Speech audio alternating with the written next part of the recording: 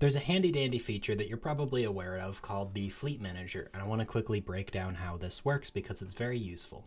At the start of the game, you'll typically just manually click on your star bases and build up ships like this. Ships will automatically join whatever fleet is docked at the star base. If you want to bring ships out, you can manually kind of select both of them and click merge, and then they'll go over to each other and merge up. When you're dealing with small numbers of ships, like under 20 or so, that works fine. But eventually you're going to get to fleets that look more like this one. And if you're fighting all across the galaxy on many different fronts, that can get very tedious and micromanage me. So let's go ahead and break down how this window actually works so that you can manage your fleets in an efficient way and save yourself some time. So let's go ahead and create a new fleet. This will create an empty fleet. And if you don't already have it, you can click this Add Ship button. And this will show you all of your designs that you have over here in this tab, or just any ships that you're able to build. You can basically build a composition of different ships that you'd like this fleet to use. So you can start with something basic like just mixing in different classes of ships. You know, maybe you get a battleship, a cruiser, destroyer, frigate, corvette, and then you can choose with these numbers how many of each you want. And then you can use the controls. If you do shift click, it will increase by 10. And if you control click, it will increase to the maximum amount.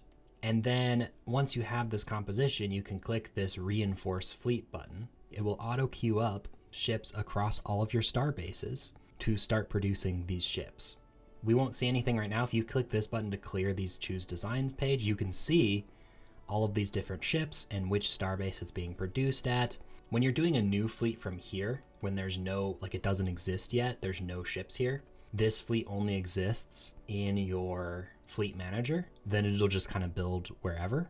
Versus if we go to this fleet and we add ships to an existing fleet that does show up here in your tab, and then we click reinforce, all of our ships are building from this light bulb station because it's really close to our fleet. If we go ahead and cancel all of these, and move this fleet over. Where's one of our other star bases? This one has a star base, so let's move it over to this star base. So now, if we go ahead and click this button, and then we open up the fleet manager, we'll see that it's actually going to be splitting the build queue between this station here, which has one shipyard, but is close to the fleet, versus this station here, which has 3 shipyards, but is a bit further away. So it tries to be a bit smart. How long will it take those ships to travel to you versus do you have enough shipyards to actually do the work? So that's where it can be important to have shipyards close to any front lines you have. That can also be good for doing upgrades. So just as a bigger strategy thing, don't just put all of your shipyards in one area necessarily. Spread them out across your empire. The other nice thing about that is redundancy. If you lose your big shipyard area, that way you can still produce more ships. So we're back here. Let's go ahead and build up this fleet edition. And so it'll work basically like taking these ships and merging it with the fleet. They will try and move over to this fleet and then merge with it. That's when you're in the same system. It'll just come straight from the starbase. But what if you are out away from your starbase? We're watching this being produced, and then we'll watch what happens when they finish. You'll notice that if we go back over to our shipyard right here, light bulb, the ships don't exist anywhere. They're not, we can't see them. They're not coming from here to our actual, like they don't spawn in from the shipyard when the fleet is not in the same system. Instead, it goes to this reinforcements in transit. This is very similar to when your fleet is missing in action. So if you click that like retreat button, they don't exist on the map. They can't be attacked. They can't be selected. They can only be seen from this kind of icon. And then you can see the date that they will arrive in a little over a month. These ships will teleport on the edge of whatever system their target fleet is at. And they just pop in here. And they didn't hyperdrive jump from Lightbulb. They just popped in on the edge of this system, so they kind of just teleport in. And then they will go from the edge of the system to whatever the fleet is. The big advantage of this is that you don't have to have the ships manually, flying across your entire empire, and then oops, they run into an enemy fleet and they get destroyed. That is at least the idea behind this mechanic. The reason that it's important to know that it pops in at the edge of the system rather than just directly joining the fleet, if your fleet is really fast, sometimes they will go faster than your reinforcements, and your reinforcements will kind of be following behind. And they can get caught out on their own by enemy fleets and then get destroyed before they're able to merge up with their fleet. So it is important to know that. It is very convenient, but it does mean you can sometimes lose some ships. So kind of like this poor little Corvette here that's been struggling this whole time to catch up to the fleet. So this time, reinforcements in transit is dependent on how far away your fleet is from the shipyard that it was produced at the time. Say you run into an empire and you're fighting a battle, and you see that they're using lots of missiles. You visually see in the battle, and you don't have any point defense or not enough of it. So throughout the course of the war, as you get that information, you can build, say, a new destroyer that has a lot of point defense on it. This will counter their missiles. So we have this point defense design or whatever. We could say, add in just a couple of these.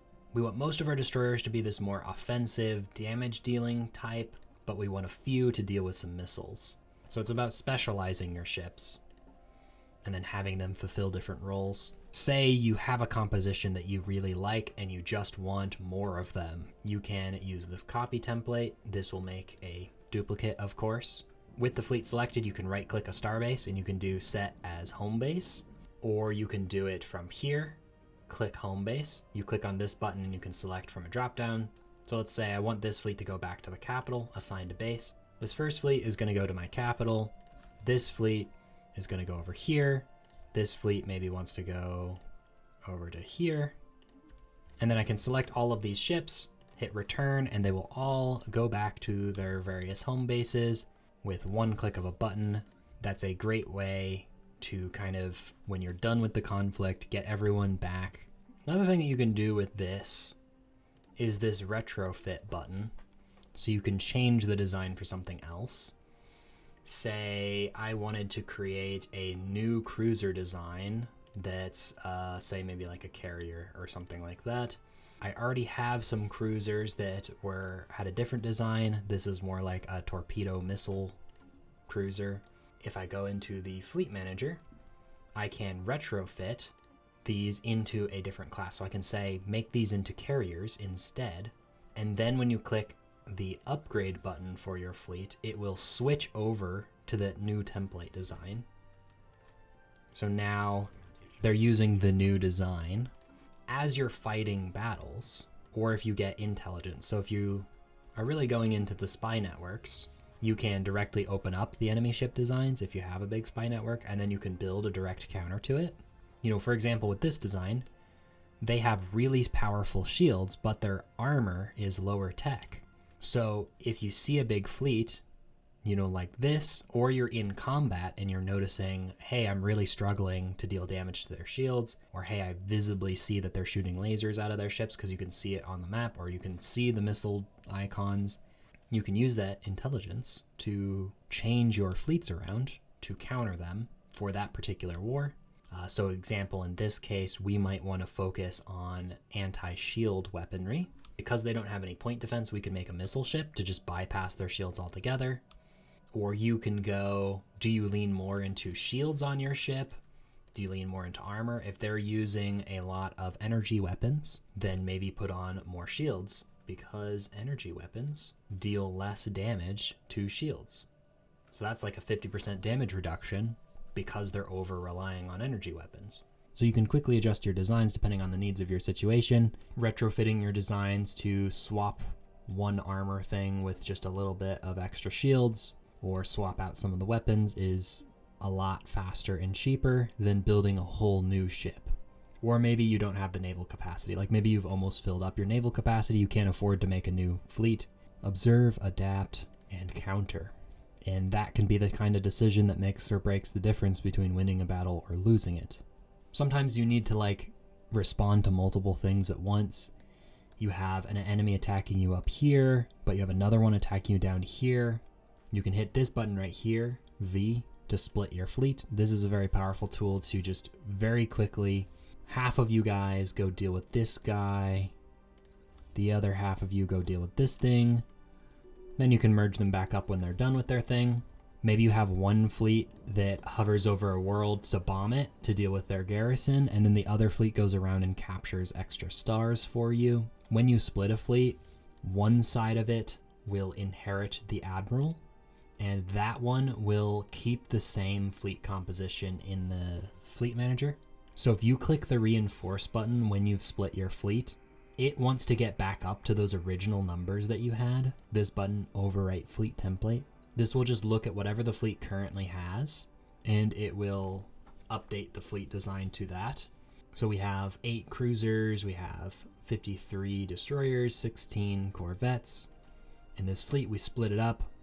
You'll notice this one, we have 8 out of 16, 26 out of 53, 4 out of 8. If we click this reinforce button, it's going to try and build up to that original number, which you don't necessarily want to do, because that's going to try and build a ton of ships. Maybe you just wanted to replace that one destroyer you lost. Maybe you split your fleets and then you quickly hit this overwrite fleet template button. So now it's looking at that half reduced number, the actual ships that are here, and then you like lose one of these corvettes. You know, for example, oops, we lost some of these cruisers. Now it will only reinforce those 2 cruisers that we lost. That one that you split off, if you want an admiral on it to get that buff, then maybe consider assigning one once you split it. You can also click this button up here, reinforce all, and this will reinforce all fleets to current capacity. And up here at the top, you can see details about your entire fleet manager, what's going on. So you can see we need 3 ships reinforced. We can see the expected cost of those ships. Here's what it would cost to reinforce all of our fleets completely, and here's what we can actually afford to reinforce if we click this button right here. And then you can also see how much naval capacity fully reinforcing will take. So this can be a useful guideline so that you know not what you're just currently using naval capacity, but what you're projected to use once you reinforce up your fleets. Because that can kind of suck. You're like, oh yeah, I have plenty of naval capacity, and then you don't do the math and you've queued up way more ships that you can actually support, and then now you're way over your naval capacity. I hope this is helpful, and with that, thanks for watching, and goodbye.